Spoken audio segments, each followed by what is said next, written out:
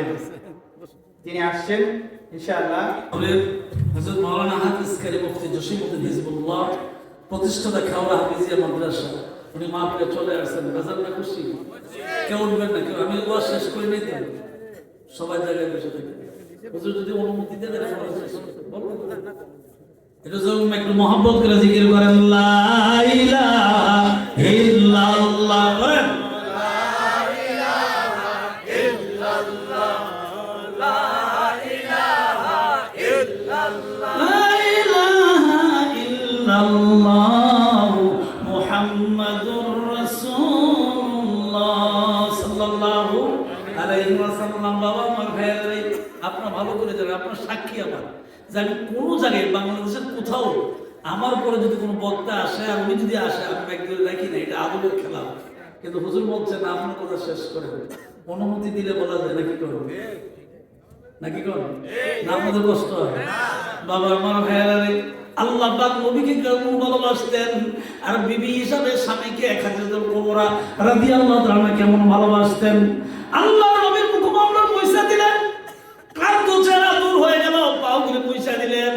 নবীজি এবার বিছানার মধ্যে শুইলেন, রেস্ট নিলেন। পরের দিন আবার রাতের রাত যখন হয়ে গেল, আবার ঘর থেকে বের হয়ে গেলেন দাওয়াত দেওয়ার জন্য।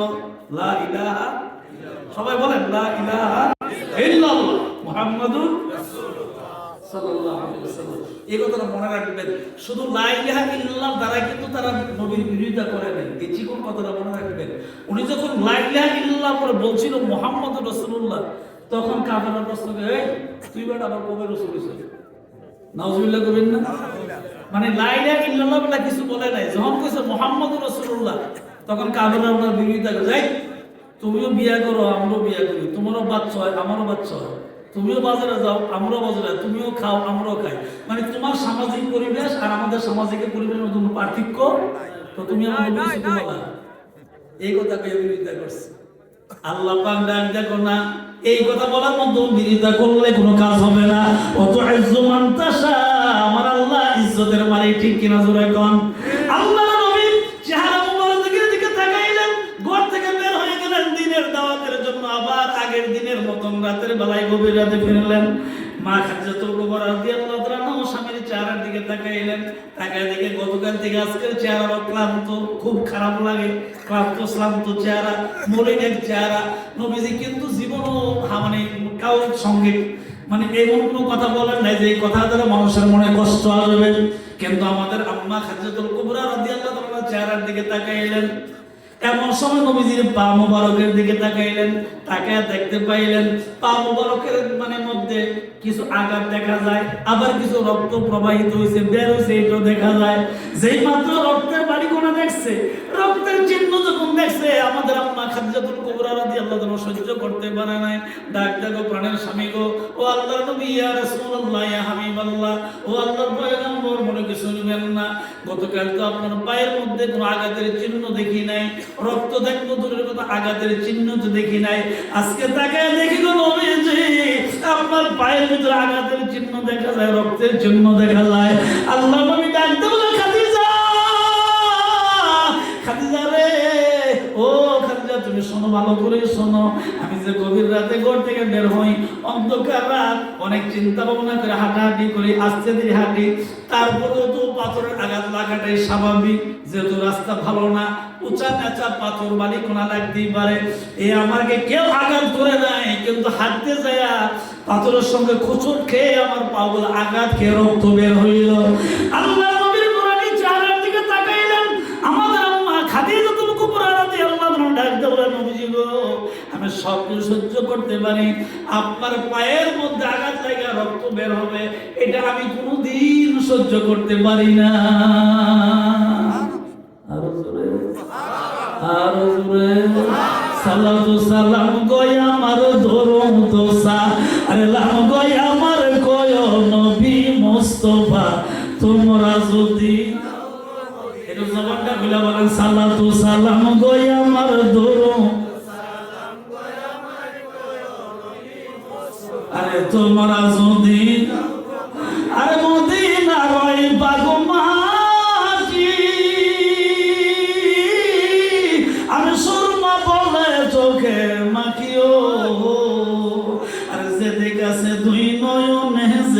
দেখাছে, আর দুই নয়নে অন্ধ নয়ন থাকবে না তোমরা। বাবারে আল্লাহর কসম করে বলি, আল্লাহর কসম, কারো শোনা নয়, কারো কাছ থেকে জানা নয়, আমার নিজের চোখে দেখা, আমার নিজের কানে শোনা। রাত্র গভীর হয়ে গেছে, 2টার পর তাহাজ্জুদের নামাজের সময় আমার জীবনের প্রথমবার যখন মদিনা শরীফের এরিয়ার ভিতরে ঢুকলাম, মসজিদ নববীর পাশে যখন ঢুকলাম, তখন আমি চলন্ত গাড়ির ভিতরে, রোডের মধ্যে চলন্ত গাড়ি, এই চলন্ত অবস্থায় গ্লাসের ফাঁক দিয়ে মদিনার মিনারগুলি, গম্বুজগুলি আমি দেখছি। আল্লাহর কসম করে রে ভাই, আমি যে গজলটা বলছি এটা আমার আব্বা বলতো, আমি ওই আব্বার কথা তখন মনে হয়েছে, মিনারগুলি, গম্বুজগুলি দেখে আমার ছোট কলিজাটা বড় হয়ে গেছে।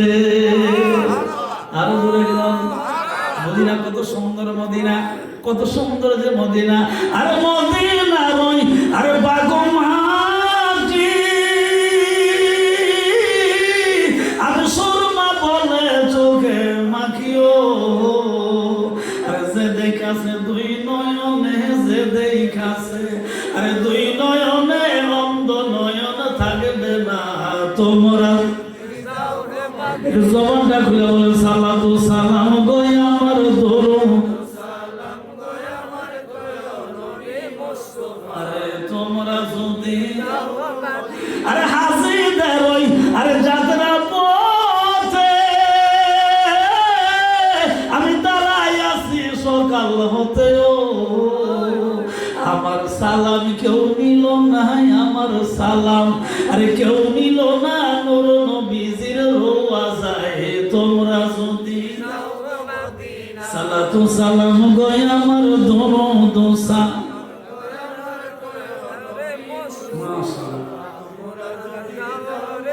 আরে আমার আল্লাহ যদি আরে দিত পাখা,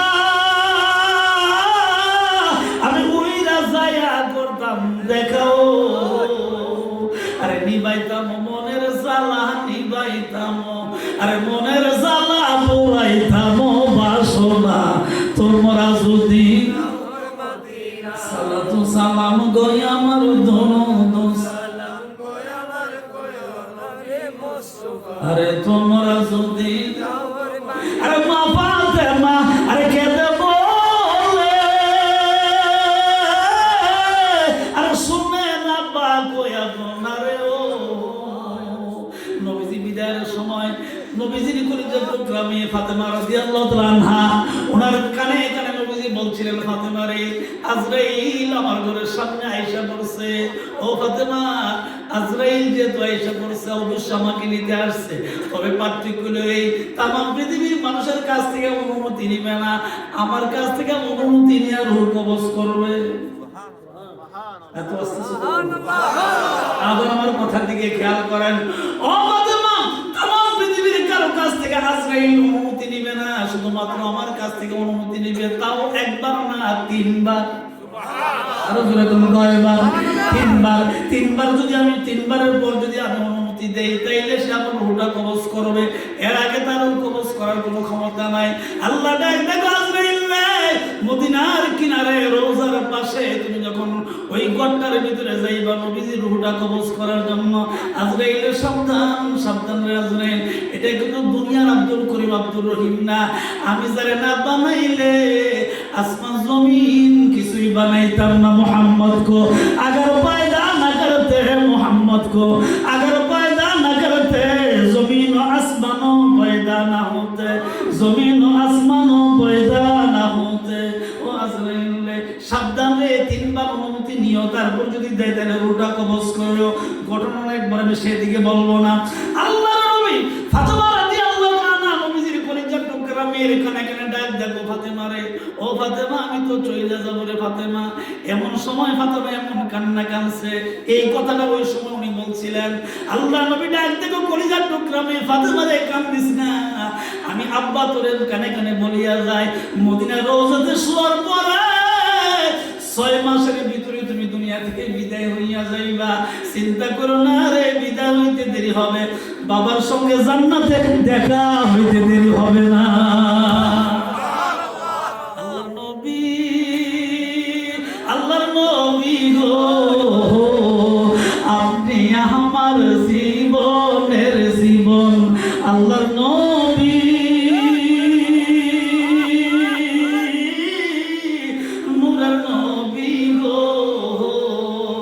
আপনি আমার জীবনের জীবন। আজরাইল নবীজির কাছে এসে হাজির। মেয়ের কানে কানে যখন এই কথা বলে, এমন সময় মেয়ে বাবার চেহারার দিকে ডাক দেয়, বলে আব্বা বলে। ডাকবো কারে আব্বা বলে, আরে ডাকবো কারে মদিনাতে, হাই রে হাই তোমরা যদি যাও রে মদিনায়। বলেন সবাই সালাতু সালাম গো আমার দরুদ সালাম গো আমার নবী মুস্তাফা, তোমরা যদি যাও রে মদিনা। নবীজির মেয়ে ফাতেমা রাদিয়াল্লাহু তাআলা কলিজার টুকরা একটা মেয়ে, যে মেয়ের ব্যাপারে নবীজি বলছেন সে আমার একটা শরীরের অংশ, আমিও তার শরীরের অংশ। সুবহানাল্লাহ। যে মেয়ের ব্যাপারে বলছেন, এমন সময় নবীজির কলিজার টুকরা ফাতেমা রাদিয়াল্লাহু তাআলা কলিজার টুকরা দুইজন সন্তান, একজনের নাম হলো ইমাম হাসান। নাম কি? সাবধানে বলবেন, ডেঙ্গে ডেঙ্গে নাম কোন যেত না। নবীর নাতি যদি কষ্ট পায় জান্নাত কবলে জুড়তো না। জান্নাতের যুবকদের সর্দার হলেন দুইজন। আবার আমার সাথে বলেন, একজনের নাম ইমাম হাসান রাদিয়াল্লাহু তাআলা, আরেকজনের নাম ইমাম হুসাইন রাদিয়াল্লাহু তাআলা। ইসলাম को जिंदा होता है हर फर्द करबला की बात। करबलाর জমিনে যিনি শহীদ হয়েছেন ওনার নাম ইমাম হুসাইন রাদিয়াল্লাহু তাআলা। আমরা ডাকতে কই ইমাম হুসাইন রে, ও হাসান, ও হাসান আর হুসাইন, তোমরা আমার কলিজার টুকরা সন্তান। আমার কাছে খবর আসছে রে, তোমার নানা দুনিয়া থেকে বিদায় হয়ে যাবে। এইবার কলিজার টুকরা নাতি নানার চেহারার দিকে তাকে ডাক দিয়ে বলে, আরে নানা বলে ডাকবো কারে, নানা বলে আরে ডাকবো কারে মদিনাতে, হাই রে হাই তোমরা যদি। একটু জবানটা খুলে বলেন সালাতু সালাম গো আমার দরুদ, আরে তোমরা যদি। জোরে কোন আমিন, জবানটা খুলে কোন আমিন।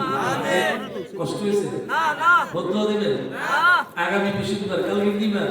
বুধবার, এরপরের দিন বৃহস্পতিবার, যেটা আমরা আত্মাকুয়া হাফিজি মাদ্রাসার মাহফিল। ওই মাহফিলে আজকে যেমন আমি বক্তা, ওই মাহফিলে আমি এমন বক্তা, তবে এটা রেগুলার মাহফিল। ওইটা শুরু থেকে পর্যন্ত আমার ভাব দিছে না। কত যে মানে কত যে কইছি কাম হয় না। আমি না এলে মাহফিলে দেখুন আমার তো ছোট বক্তা আমার মাদ্রাসা আছে, আমি না সবচেয়ে ছোট।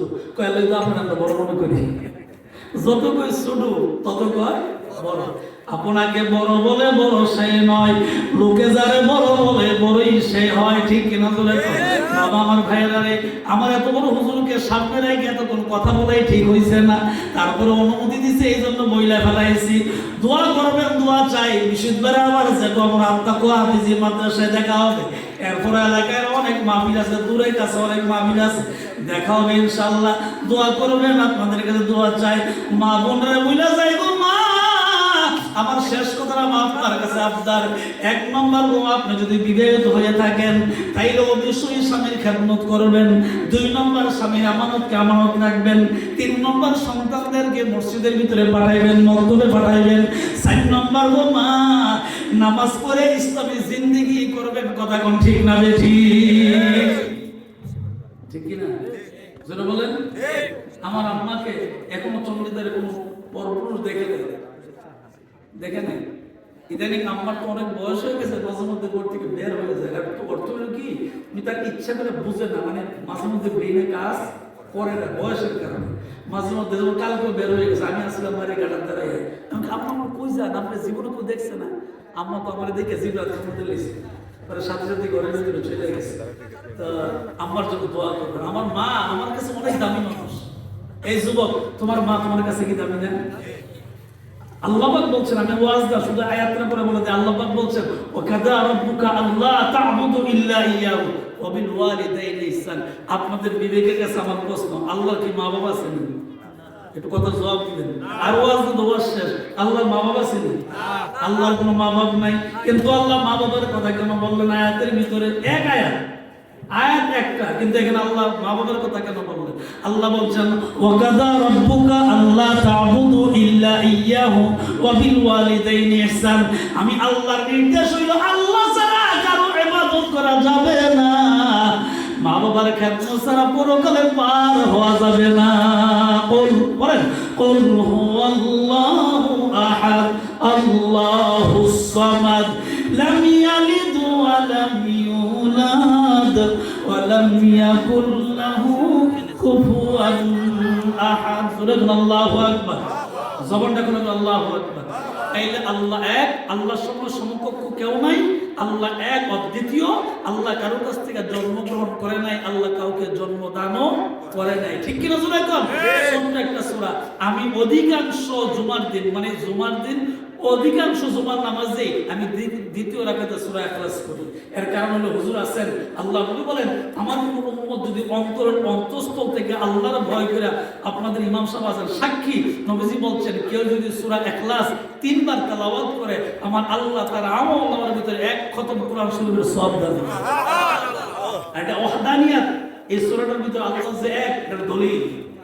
আরো তো দলিল আছে, কিন্তু এটা হলো 1 নাম্বার দলিল। কুল হুয়াল্লাহু আহাদ, আল্লাহুস সামাদ। আল্লাহ সমকক্ষ কেউ নাই। আপনাদের জবানে আপনারা বলেন আল্লাহ সমকক্ষ কেউ আছেন? আল্লাহর মতন দ্বিতীয় আর কেউ আছে? বাবা আমি অনুরোধ করে দেব, এই যুবক, আমার মা, আমার বাবা যদি থাকতো তাহলে আজকে আমার বাবার সঙ্গে কলিজা করে দোয়া করতো। কিন্তু আমি আমার বাবার রুহানি দোয়া পাওয়ার জন্য আমি ঘর থেকে বের হলেই আমি আমার আব্বার কবর জিয়ারত করি। আমি যেখানেই যাই, আমি বাড়ির উত্তর দিক দিয়ে আমার রাস্তা কাছে, আমার ঘর থেকে বের হলে উত্তর দিকে রাস্তা, আমি উত্তর দিকে যাই না। আমি বাড়িতে বের হলে দক্ষিণ দিকে গিয়া, যে আমাদের খানকা শরীফ আছে যেখানে মাহফিল হয়, এখানে আব্বার কবর, ওইখানে আব্বার কবরটা জিয়ারত করে তারপর আল্লাহর নামে উদ্দেশ্য করে রওনা দিই। আচ্ছা বলেন, আপনাদের বিবির কাছে আমার প্রশ্ন, আমি কি আমার আব্বার কাছে গিয়ে আব্বার কাছে চাই না আল্লাহর কাছে চাই? কথা বলেন। আমরা কবরের পাশে গিয়ে কার কাছে চাবো? আল্লাহর কাছে চাবো। আল্লাহ তাআলা আমাদের সবাইকে তৌফিক দান করুন। আবারও দাওয়াত দেয়া যায়।